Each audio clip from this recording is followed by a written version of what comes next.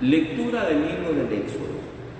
En aquellos días el pueblo de Israel salió de Refidim, llegó al desierto de Sinaí y acampó frente al monte. Moisés subió al monte para hablar con Dios. El Señor lo llamó desde el monte y le dijo: esto dirás a la casa de Jacob, esto anunciarás a los hijos de Israel. Ustedes han visto cómo castigué a los egipcios y de qué manera los he levantado a ustedes sobre alas de águilas y los he traído a mí. Ahora bien, si escuchan mi voz y guardan mi alianza, serán mi especial tesoro entre todos los pueblos, aunque toda la tierra es mía. Ustedes serán para mí un reino de sacerdotes y una nación consagrada. Palabra de Dios. Te alabamos, Señor. El Señor es nuestro Dios y nosotros su pueblo. El Señor es nuestro Dios y nosotros su pueblo. Alabemos a Dios todos los hombres. Sirvamos al Señor con alegría y con júbilo entremos en su templo. El Señor es nuestro Dios y nosotros su pueblo. Reconozcamos que el Señor es Dios, que Él fue quien nos hizo y somos suyos, que somos su pueblo y su rebaño.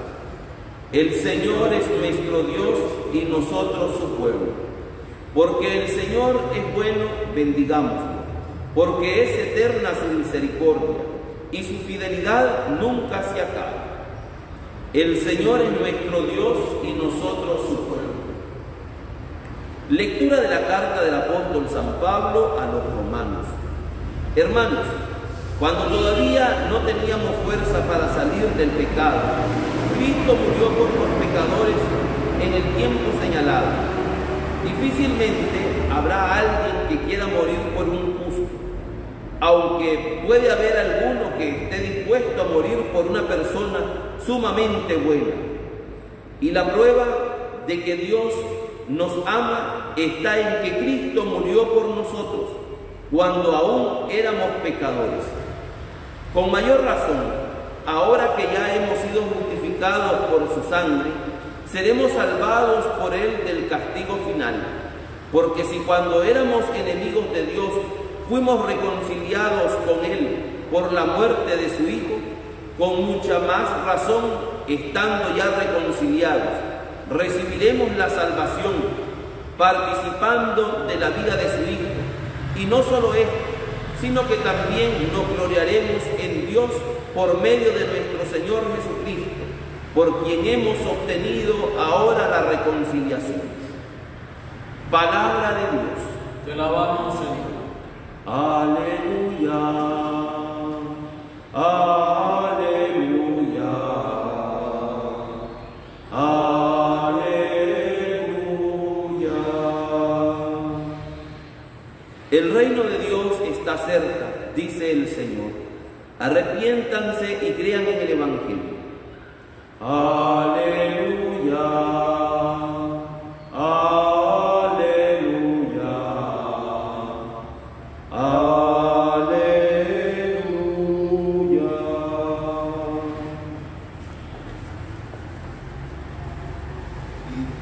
El Señor esté con ustedes. Y con tu espíritu. Proclamación del Santo Evangelio según San Mateo. Gloria a ti, Señor. En aquel tiempo, al ver Jesús a la multitud, se compadecía de ellas, porque estaban extenuadas y desamparadas, como ovejas sin pastor. Entonces dijo a sus discípulos: la cosecha es mucha y los trabajadores pocos. Rueguen pues al dueño de la mies que envíe trabajadores a sus campos. Después, llamando a sus 12 discípulos, les dio poder para expulsar a los espíritus impuros y curar toda clase de enfermedades y dolencias. Estos son los nombres de los 12 discípulos. El primero de todos, Simón, llamado Pedro, y su hermano Andrés, Santiago y su hermano Juan, hijo de Zebedeo, Felipe y Bartolomé, Tomás y Mateo, el publicano, Santiago hijo de Alfeo y Tadeo, Simón el cananeo y Judas Iscariote, que fue el traidor.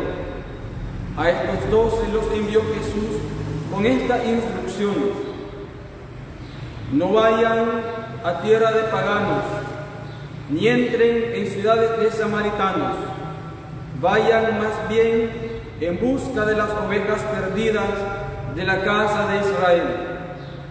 Vayan y proclamen por el camino que ya está cerca el reino de los cielos. Curen a los leprosos, resuciten a los muertos y echen fuera a los demonios. Gratis han recibido este poder, ejérzanlo pues gratuitamente. Palabra del Señor. Gloria a ti, Señor Jesús.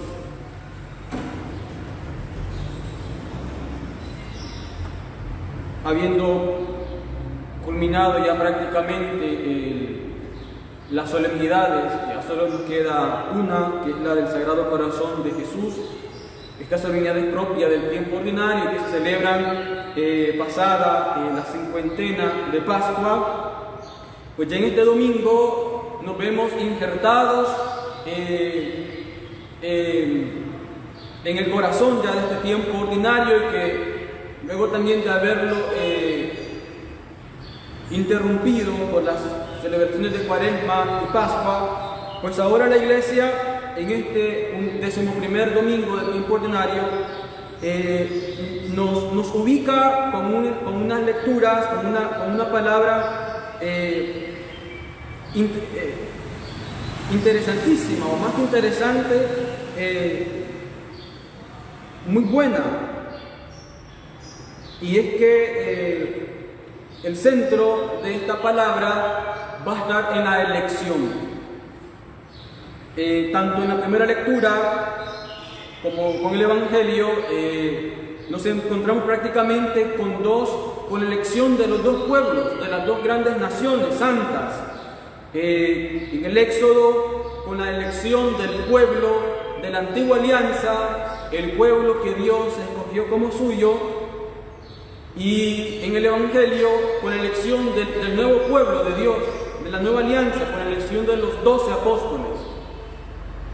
En la primera lectura, tomada del capítulo 19 del Éxodo, está dentro de un contexto que en la Biblia se le llama la Alianza del Sinaí. Y es en este sentido, o en este ambiente, en este contexto, donde Dios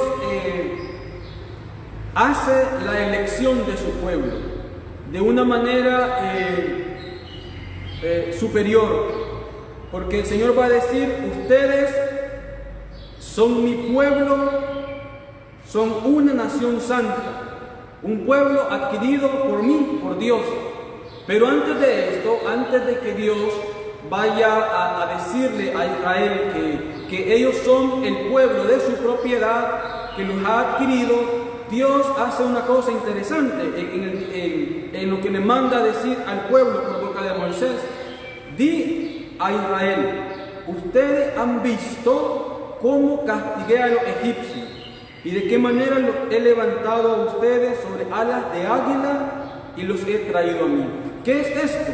Este es un recuerdo, es el memorial de las hazañas que Dios ha realizado en favor de este pueblo que Él se ha querido apropiar, este pueblo que Él se ha escogido para sí y que lo ha apartado de entre todas las otras naciones.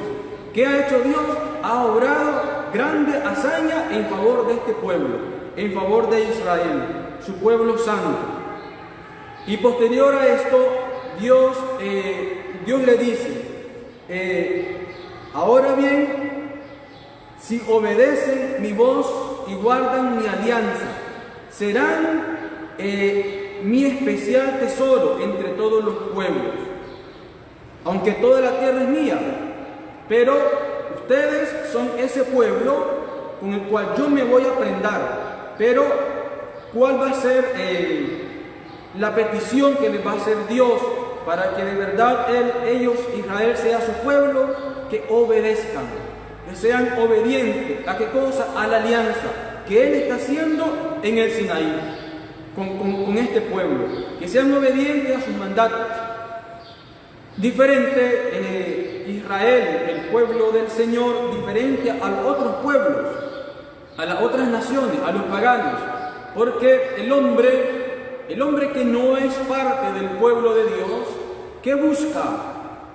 Busca vivir sin normas, sin leyes, sin prescripciones. Es decir, busca vivir con esa anarquía que lleva adentro. Y quisiera detenerme en esta palabra, anarquía. Anarquía es una palabra que viene del griego.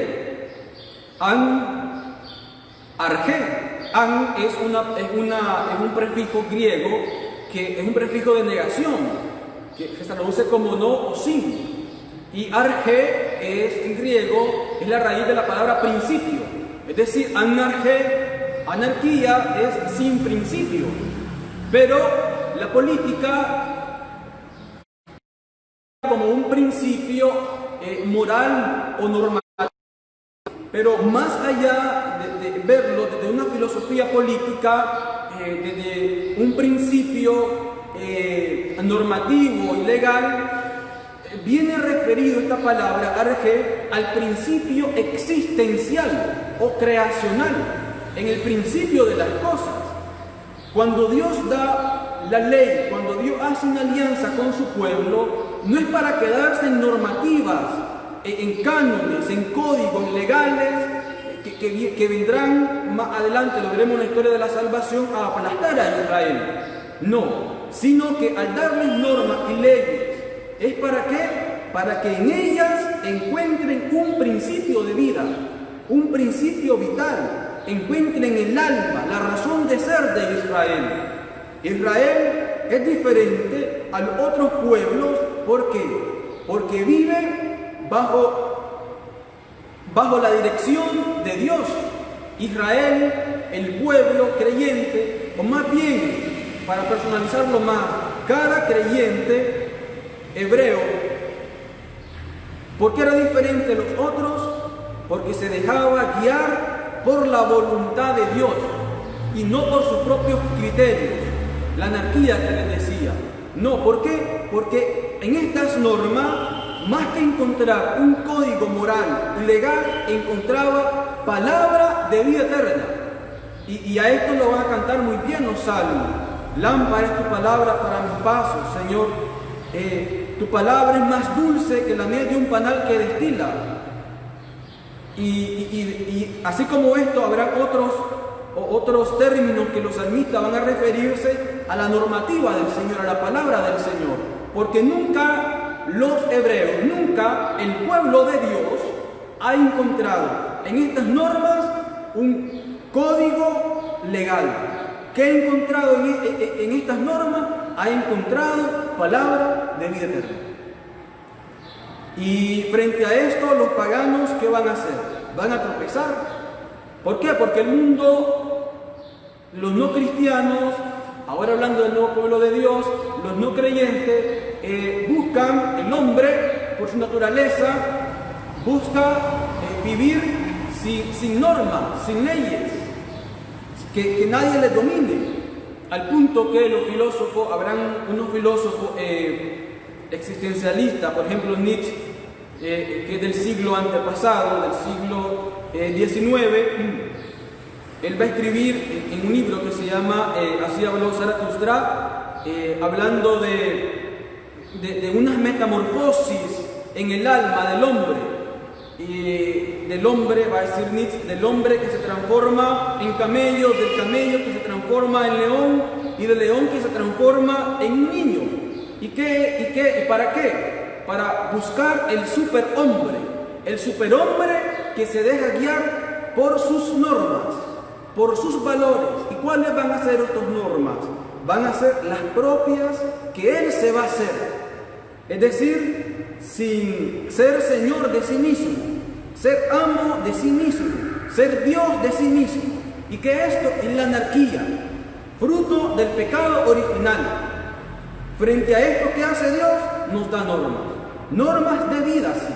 No para aplastarnos, no para quitarnos la vida, no para hacernos la vida de un cuadrito, no para castrarnos. No, Dios nos da normas, ¿para qué? Para hacernos santos.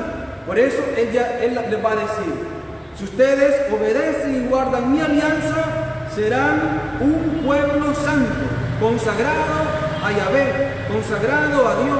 Serán parte de mí, serán de mi propio Dios. Y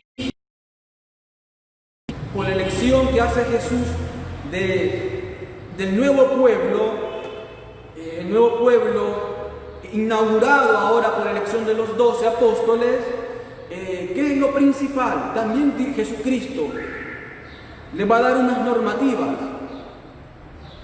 ¿Y cuáles son estas normativas? Y de hecho, durante las ferias de este domingo que ha pasado, esta próxima semana en la que seguirá, estamos en el Sermón del Monte, en el discurso de la montaña. Este evangelio, estos 3 capítulos de San Mateo, el 5, el 6 y el 7, son como el espíritu del nuevo pueblo de Dios, el espíritu de vida del reino, el proyecto de Dios. ¿Y qué es lo que está en el centro de este discurso? El amor al prójimo, que va a ser diferente al pensar de los demás, porque en el centro inclusive del amor al prójimo no va a estar Jesucristo. De hecho lo va a hacer a un lado, al que te hace el bien, al que habla bien de ti. No, Jesús va a decir: ¿qué mérito tiene? Ama más bien a tus enemigos.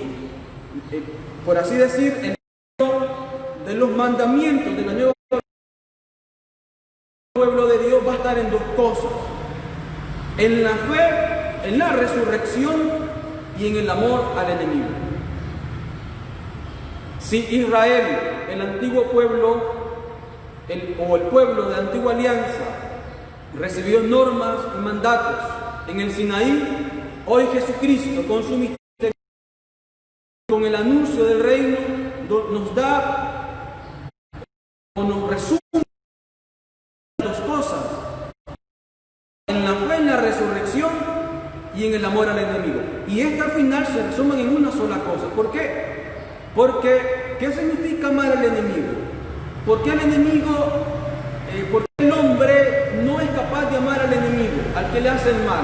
¿Por qué? Porque el otro te quita la vida. Cuando el otro te hace el mal, el otro, dirán otro filósofo, existencialista, el otro es mi. ¿Por qué ven al otro como? Porque con sus modos de ser, con sus pecados, con sus limitaciones, lo crucifican. Soportar a alguien que habla de ti te crucifica, te da la muerte, te lleva a la muerte, te lleva al infierno. En estos términos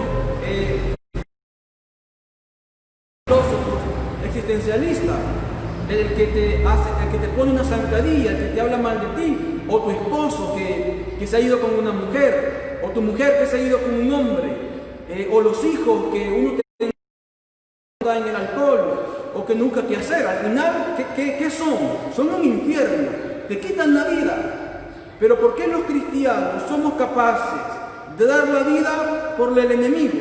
Por este que te crucifica, que te lleva a la muerte. Porque creemos en la resurrección. Y sabemos que que te quita la vida, no te quita la vida. Tú la das.